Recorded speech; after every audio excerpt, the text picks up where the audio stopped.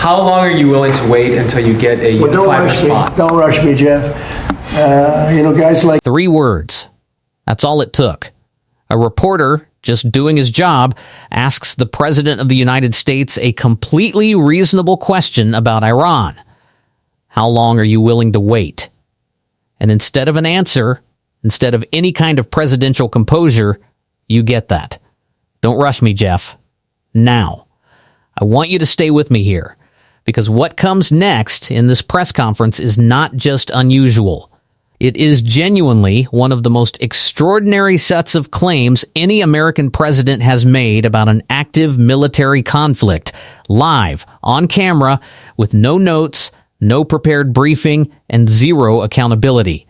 We are talking about a man who, in the span of 3.5 minutes, told the American public that Iran's entire military has been wiped off the map. Their Navy, gone. Their Air Force, gone. Their anti-aircraft systems, gone. Their leaders, gone. Their ships, sitting at the bottom of the ocean. And the blockade, 100% effective. Totally airtight. No business getting in or out. If all of that is true, this is the most decisive military victory in American history since World War II. If any of it is false, even part of it, then we have a sitting president making things up about an active war to a room full of cameras. And that, right there, is the story. Because here's the thing, nobody in that room pushed back on hard enough. These aren't campaign promises. These aren't predictions about the economy. These are wartime facts. You either sank 159 ships or you didn't. You either have 100% blockade or you don't. You've either destroyed their entire anti-aircraft capability or there are still missiles pointed at U.S. targets right now. One of those is true, and the American people deserve to know which one.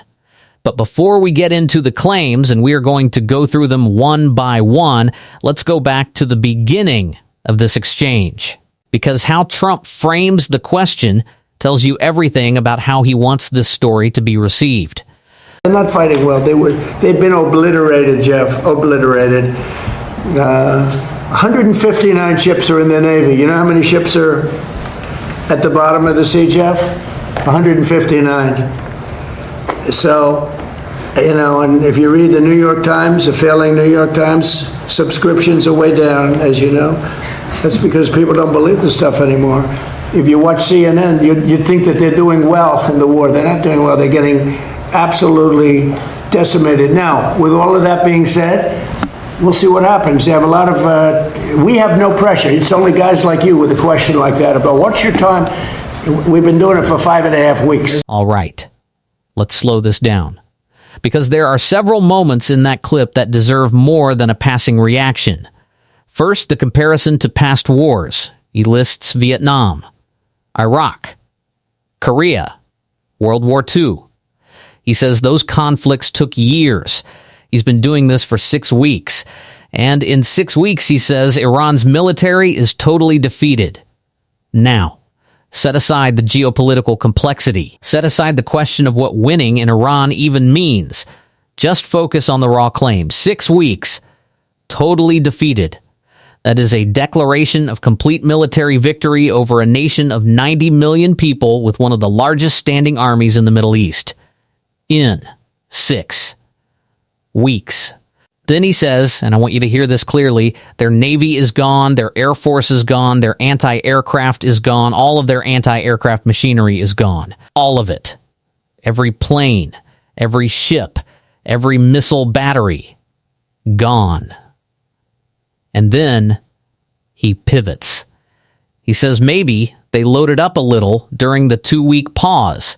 But, quote, we'll knock that out in about 1 day if they did. 1 day. He is describing the obliteration of a nation's entire military apparatus, and he's doing it with the casual energy of someone talking about a home renovation project. Now watch what happens next. This is where it gets really interesting. He starts explaining why he can't answer Jeff's original question about timing. And the reason he gives? Iran's leadership is gone.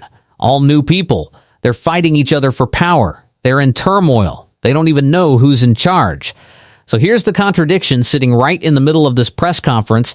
He can't tell you when Iran will respond to peace overtures because Iran is in total chaos, but he also wants you to believe that the military campaign was so precise and complete that every target is accounted for. Every ship is sunk, and the blockade is 100% airtight. Which is it?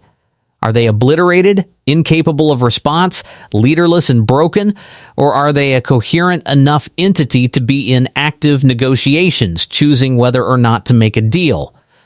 You can't have both. And nobody in that room said it. Then comes the number.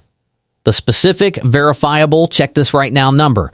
159 ships are in the Navy. You know how many ships are at the bottom of the sea, Jeff? 159. 159. He's not saying most. He's not saying a significant portion. He is saying every single Iranian naval vessel has been sunk. The entire fleet gone. That is a claim that can be verified. Naval analysts, satellite imagery, port records, shipping data. This is not a soft political talking point. Either those ships are on the ocean floor or they're not. And here's the kicker. When Jeff's question implies the war isn't going as smoothly as claimed, Trump doesn't dispute it with evidence. He attacks the messenger. CNN. The New York Times.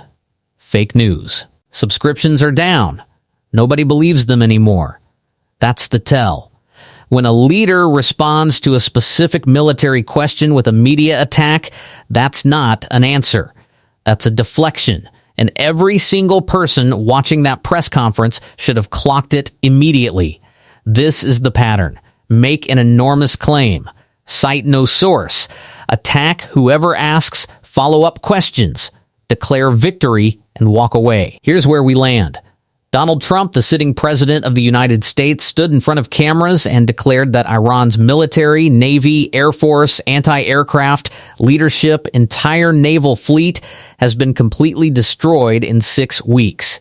He gave a specific number, 159 ships, all of them sunk. He said the blockade is 100% effective. He said Iran is in total internal chaos, fighting over who's in charge. And when asked how long he's willing to wait for a response, a basic, fair, journalistic question, his answer was, "Don't rush me. Now." Either this is the greatest and most underreported military victory in the history of the modern world, a 6-week campaign that did what no superpower has achieved against a major regional force in decades, or these numbers are not real. There is no middle ground here. 159 ships are either sunk or they aren't. The blockade is either 100% effective or it isn't. You don't get to wave that away with fake news and call it accountability. The press didn't push back hard enough in that room. So I'm pushing back here. What are the verified ship counts? Where are the satellite images? What do naval analysts say? What are independent monitors reporting about the blockade? Because if the numbers hold up, we should all know that. That's enormous. And if they don't, we should all know that too. If you want the kind of coverage that actually looks at the claim and not just the headline, hit subscribe right now. We don't do talking points. We do the transcript, the numbers, and the questions nobody in that room asked. New video dropping soon. Stay locked in.